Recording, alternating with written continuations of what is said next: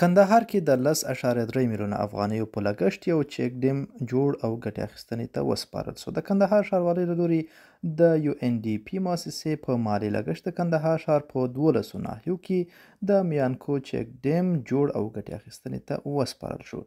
د یادې سیمې اوسیدونکي خوښ دي چې کورونه یې له سیلابي اوبو څخه وساتل شوه او له نړیوالو مؤسسو غوښتنه کوي چې د داسې ډول بندونو جوړېدو ته نور هم توجه زیاته شي.